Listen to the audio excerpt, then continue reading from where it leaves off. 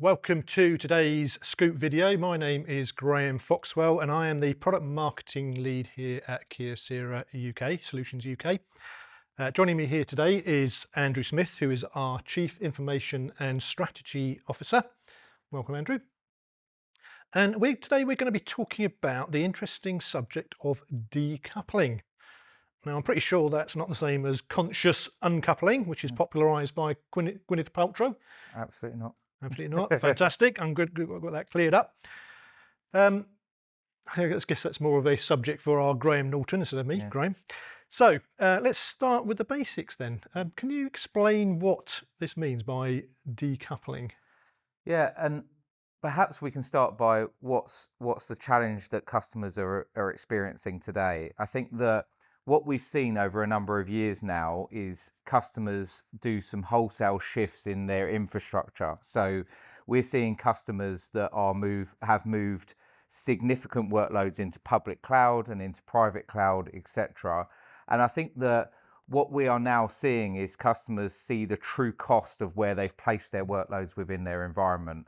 And I think what we're seeing a significant shift in customers considering where they place them workloads within their environments, and perhaps now realizing that because of certain environment parameters or otherwise, the workload or the platform that they've placed where they have isn't quite right for them. So we're seeing perhaps the challenge for the customer is decoupling that workload from a platform strategy and moving that workload to where best suits them. So decoupling in the most simple form is actually decoupling that workload from the platform and moving it where it's best placed, and actually perhaps moving the compute layer, the processing layer, and the storage and the data layer from each other to best place them as well where they best suit themselves for delivering the business outcomes that are required. Ah, okay. Yeah, no, I get that.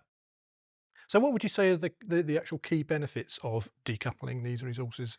I think and going back to the challenge for the customer, really, in the fact that customers quite often have moved to public cloud or even private cloud in some cases to give them flexibility, agility for their business operations, and fundamentally to give them more, transparency around costs and flexibility around costs. But I think what customers are facing is much higher cost than they were expecting. So I think that what the real benefit in decoupling for customers, i.e. decoupling from public cloud or decoupling storage and compute as a whole, is getting the transparency they expected at the outset and placing workloads where it meets the customer demand rather than being hooked into a platform because of the platform itself. So I think the true value or the true benefit around decoupling really is moving the workload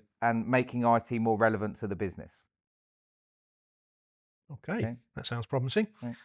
And can you give us an example of how decoupling works in practice? Yeah, absolutely. So in reality, look, we all want to be in a world where everything is public cloud ready or cloud ready as a whole, not even public cloud per se. So I think the key thing here is the real life scenario is that perhaps a company has got a cloud first strategy. We quite often hear that with our customers where they say we have a cloud first strategy, but it's quite unique to have a set of workloads or a set of IT applications that are 100% cloud ready. So what customers have done is they still have these traditional workloads. They still have perhaps new SaaS workloads or new cloud first workloads that are ready. But instead, what we're seeing is in reality is that them workloads have a customer have said, right, okay, I've got this traditional legacy application. I've moved it to public cloud, but because of the low latency requirements and the lots of data egress, it just isn't working for me in public cloud. So they are considering actually whether something like a flexible on-premise infrastructure or a private cloud infrastructure would be better for them, right? And moving and perhaps leaving the data in certain different areas, but moving that legacy workload back out of public cloud. And that's what we mean about decoupling, really. Okay, Bit of a mix and match, really. Yes, of Yeah. course. Yeah. Okay. So, with that in mind, what would you say are the challenges then for organisations that are faced with when they're decoupling their storage or their compute? I think that when we speak to IT directors and IT leaders in the marketplace, they've got a very quite often we see customers with very clear IT strategies, as I've just mentioned about cloud first, Mm. and suddenly they're seeing, oh, my costs are a lot higher than I was expecting. So to decouple, what we're seeing for the challenges for the customers is that they are reevaluating that strategy and they're considering, right, okay, where's that workload best placed? And the challenge being, if I've got multiple platforms or workloads in different places, is my security different? Is my security landscape different? How do I manage all of these platforms? How do I give that unified view so that a customer or their IT department as such can not have huge amounts of complexity in having workloads in lots of different places. So I think the challenge that customers have is adapting their strategy and not adding huge amounts of complexity in having workloads in lots of different places. Okay. So, apart from obviously coming to talk to us about it, Yeah. how would they in simplistic terms, how would they overcome those challenges? So there's lots of different technology on the market today that allows right workload placement into the right platform. Okay, so whether you utilize technology, for example, from HP around their GreenLake platform, which actually allows you to place workloads across public and private cloud environments, Yeah. or different management planes that allow actually perhaps a workload is best placed in public cloud this month, but as we progress our business, it's going to become less used and it's best placed elsewhere, right? So the key thing is to get a partner that, one, understands your business, and two, has the skills and the solutions to be able to fundamentally adapt your IT and move your workloads to where they're best placed to serve the outcomes of your business, which sounds great, but in reality, it needs to have that technical flexibility where we don't add risk into a customer's IT security and landscape by trying to place there to make gains from cloud and platform spend, but adding other risk in at the same time. So the right partner with the right tools is critical to that strategy. Which I guess is us. Yeah. So, how can we, Kyocera, Yeah. assist our customers in decoupling their storage and compute? What was it we can offer them? Yeah. So I think from the Kyocera side, we have a business consulting division that really doesn't just focus on what storage and compute you need, what platform you want to put in, and focus on the IT challenge. What our consulting division does is really try to understand our customers' businesses and what they're trying to achieve. Because as I've said to you previously in these questions, perhaps a workload is best placed somewhere today, but tomorrow it might not be best placed there. Yeah. So, and the only way a provider can really adapt to a customer's needs is to understand their business. So we see our consulting division is absolutely critical to that. And additionally, we have a skill set and a set of partners that we believe are best in breed to serve the marketplace and the customers that we serve within that landscape. So we have partners like, as I've mentioned previously, HPE GreenLake, and other. We have our own Kyocera cloud, global private cloud, as well as being a leading public cloud provider. And by having all of them options, what we seek to do for customers, as I've said previously, is to place the workload or the IT application where it best serves the customer. Yeah. And so we try and approach it from what is the business outcome rather than you've got these set of resources. What resources do you need? How are you forecasting them resources? So that's why we believe Kyocera is best placed. And I would add one last thing to that. Kyocera has a cyber business as well, so it's called Kyocera Cyber, and that is a separate business unit that's focused purely on cybersecurity. So when you're doing any type of infrastructure change or infrastructure placement or infrastructure strategy, in this day and age, you've also got to be really clear on what that means for your cybersecurity. And I think us as Kyocera, we have them in-house skills to make sure the advice we're giving to customers is sound advice, not just from an infrastructure and business outcomes on that layer, but doesn't compromise or raise their risk from a business level as well. Okay. Mm. So, I mean, you've mentioned a number of different tools. You mentioned Mm. Green Lake, you mentioned our cybersecurity, Mm. but are there any other sort of specific tools or services that you can recommend, particularly on this subject of decoupling?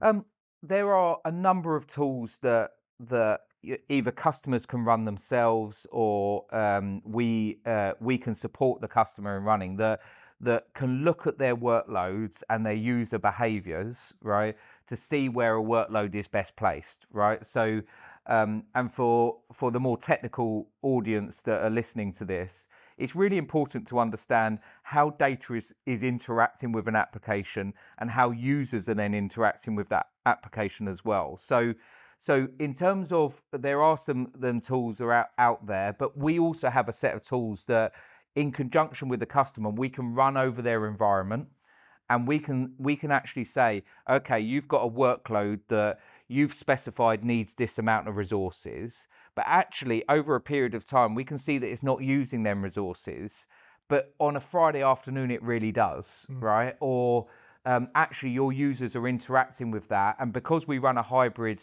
workforce now, your users are interacting with that application in a different way. And perhaps that application doesn't need to be running 24/7. So our team have these tools to give what I would say, not just IT professionals in the marketplace, but C-suite as well, insights into the cost that IT delivers onto that bottom line, and how that affects that, and gives them insight in terms of how the users and business are using that application and that tool set. So is there a name of a tool that I'm suggesting here within this conversation that customers can run on their environment? Yes, there's lots of really good public tools that are available that they can run across their environment. But I would say the insight and the intelligence around the output of that tools that Kyocera can deliver not just the results that the IT director or the IT specialist within your organization needs to make them decisions, but also we can give it in a certain way that makes sense to the C-suite about the decisions they need to make around funding as well. Thank you very much for those insights, Andrew. But before we wrap up, do you have any kind of sort of final thoughts or recommendations for our audience when they're kind of thinking about this subject now? It's sparked something in their head and they're kind of going, oh, that's interesting. Yeah, I think the one element that I would leave customers, and this is based on conversations that our teams are having with customers every day, and I think that the IT leaders are really are in a tough scenario. Okay, so they've had a cloud first strategy that seems to appease the C-suite. C-suite like to hear a cloud first strategy because I think there is this perception at C-suite that gives the business agility, gives them cost transparency, and gives them flexibility in their business model. And I think IT leaders are faced with perhaps that's not reality, and perhaps the costs aren't quite what they thought it would be. So I think that, and then IT leaders are then really faced with, oh, wow, this is going to be hard, right? To try and, I've had this strategy, I've spent the last couple of years moving into this environment, and now I've got to rethink it. And I suppose the piece that I would leave customers with today is it doesn't have to be hard, right? Yes. It has to be thought through, there has to be a plan, but you can reduce your costs, you can have that flexibility, and you can better serve them IT platforms to your user base today. So that would perhaps be my closing thought on that subject.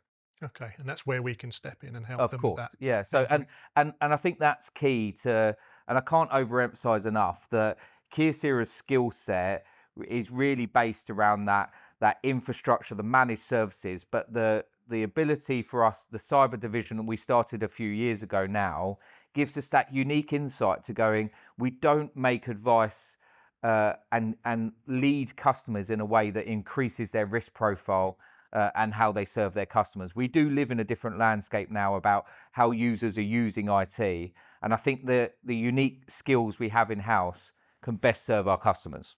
Brilliant, brilliant. Okay, well, some excellent advice there. Thank you, Andrew. Thank you for joining us here today. Andrew, that's been really brilliant conversation. It's definitely helped me understand it a lot more, particularly around the difference between uncoupling and decoupling, but we're decoupling.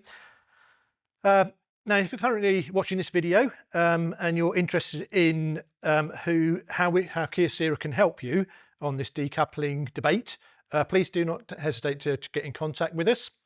We'll have the details at the end of this video of how to contact us. Keep an eye out for the other videos. There's a whole bunch of videos we're doing around this whole subject, so keep an eye out for those as well. But lastly, if you want to sign up for our newsletters or just simply want to ask us a question, please get in touch with us. The information will be at the end of the video. But thank you very much for joining us today. See you again soon. Goodbye.